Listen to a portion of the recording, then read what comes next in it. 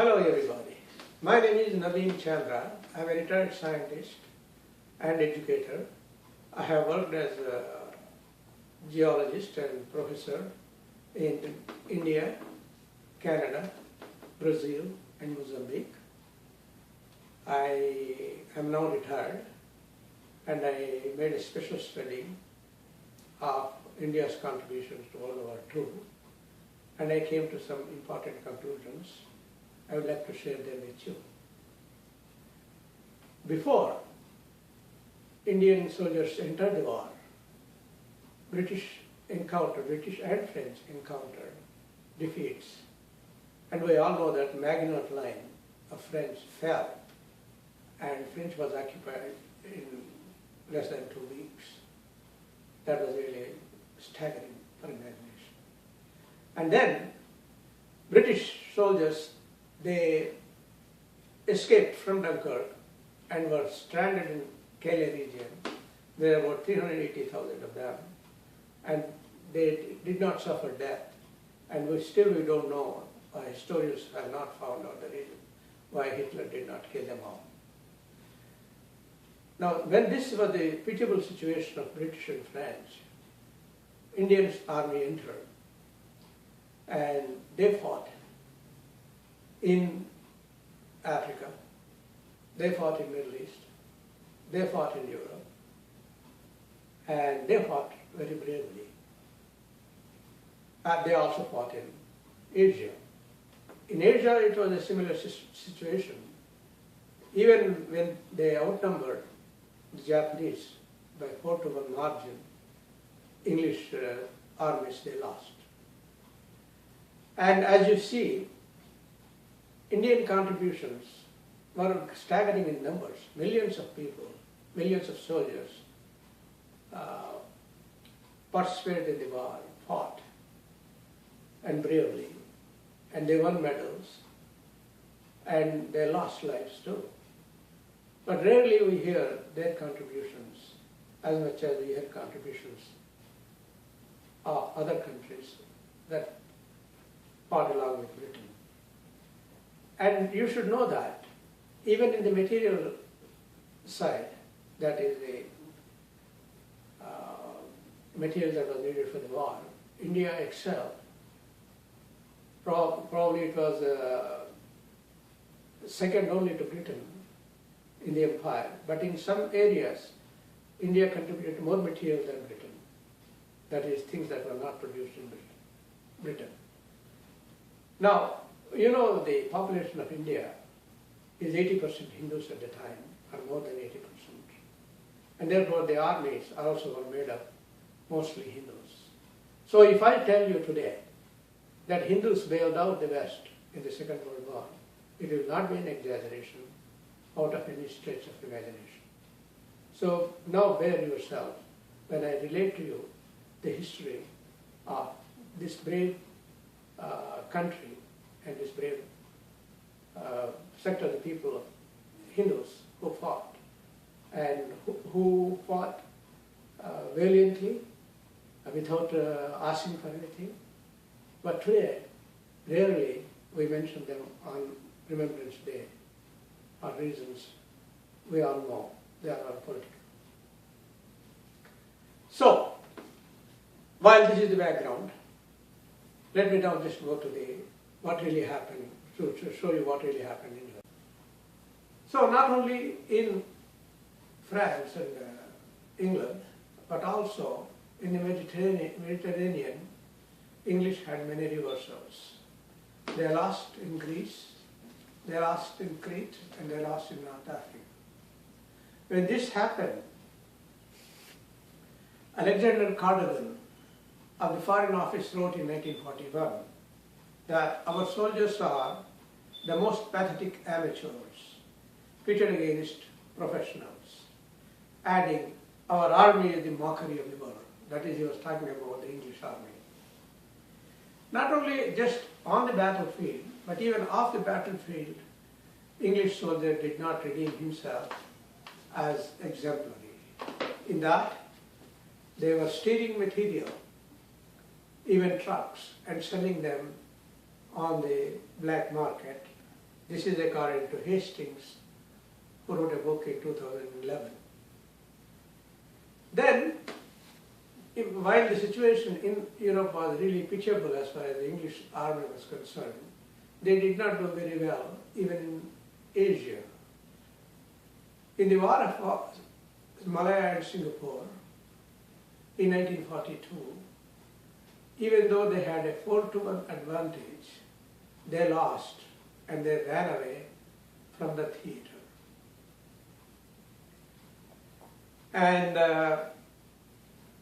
then Admiral Geoffrey Layton said this about the British Army: man for man, our men were inferior to the Japanese in training and in moral qualities of audacity, tenacity, discipline, and devotion. Now, while this was happening both in Europe and in Asia, the defeats were just mounting by numbers. On the Germany side of the whole, 8 out of 10 German soldiers died in the east, that is at the hands of the Russians. Now, on the west, before India entered the war, they were losing as well. So without India entering, without Indian soldiers fighting hard, Allies would not have been able to reach Berlin. But the British were very quick in taking the credit for defeating Germany. Then in a Fox magazine article, Dr. N.S. Rajaram, a NASA mathematician and a noted Indologist, quotes an Indian soldier of the British Imperial Army now stationed in Penang, Malaysia. He says, when the Japanese attacked, the British ran away. They were very clever. They had wonderful life with large bungalows, butlers, cooks, servants. They would not want to give up that. So as soon as they lost, they went to India and sent 6 Jats, Gurkhas, Marathas, South Indians to fight their war in Asia. Now, because of this contribution of Indian soldiers in Malaysia, in Malaya and Singapore, Malaya got the independence, according to the historians. Now, confirmation of this British cowardice comes from another independent source. The Prime Minister of Singapore, Lee Kuan, said this of British Army: in 70 days of surprises, upsets, and stupidities, the British colonial society was shattered. With it, all the assumptions of Englishmen's superiority. The Asiatics were supposed to panic when the fighting started, yet they were the stoical ones who took the casualties and died without hysteria. This is in a book he wrote. Then, according to British War Office records, members of the Australian 8th Division posted in Malaya were guilty of looting, rape, drunkenness, insubordination, and even murder. One document says that an entire battalion of the Australian troops assigned to guard the coast had simply fled, allowing the Japanese to walk through the gap. The Australians are known as daffodils. You know, the flower daffodil. They were like daffodils, beautiful to look at, but yellow all through, it reads. Yet, you get the picture now. If the United States of America has not entered the war, British would have stayed holed up in their little island, starving, as they starved the entire population of Bengal and Bihar in India in 1943. Now, let us just look at what Indian soldiers did and how many there were.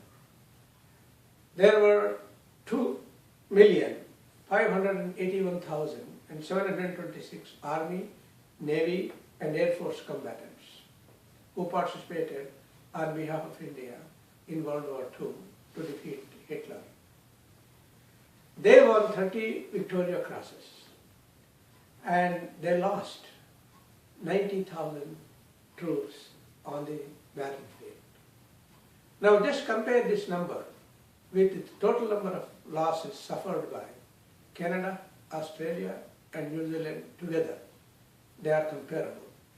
Yet we hear today of Canadian contributions, Australian contributions and New Zealand contributions to World War II, and we celebrate them on Remembrance Day. Yet nary a word is heard on Indian contributions, Indian sacrifices. They did it without asking for anything. So there is a need now on Remembrance Day to remember Indian soldiers who lost their lives. Not only the soldiers, but the civilians in India who worked around the clock to make arms and ammunition, to make textiles, to dig out iron ore, manganese and coal, and to lay roads. All these works and to produce food, all this took more than 14 million civilians working hard to produce these materials. Now, there were women in the coal and iron ore mines who worked up until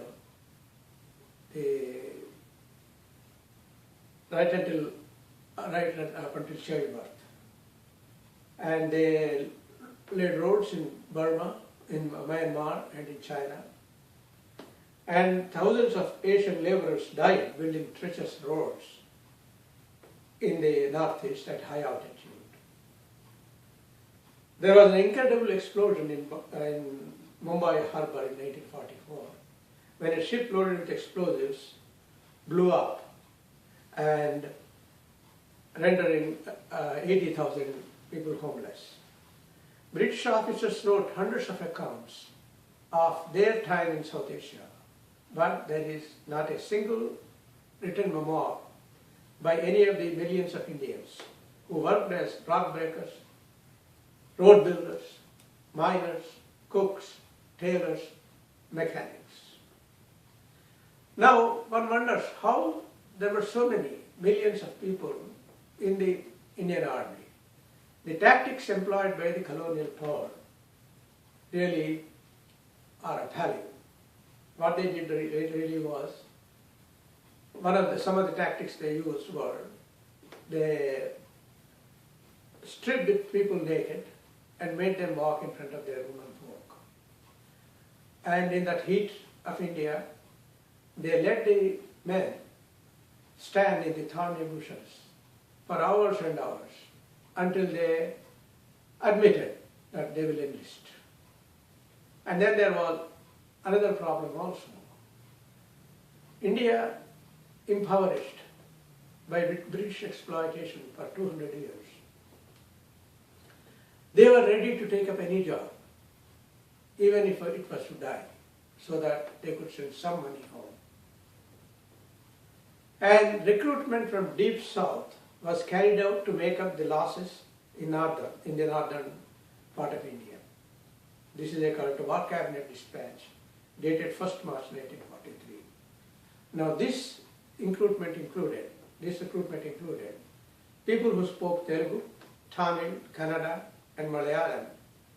These soldiers distinguished themselves in the service of the army, as they did centuries before in the local armies of Chalukyas, Cholas, Pandyas and Cheras and others.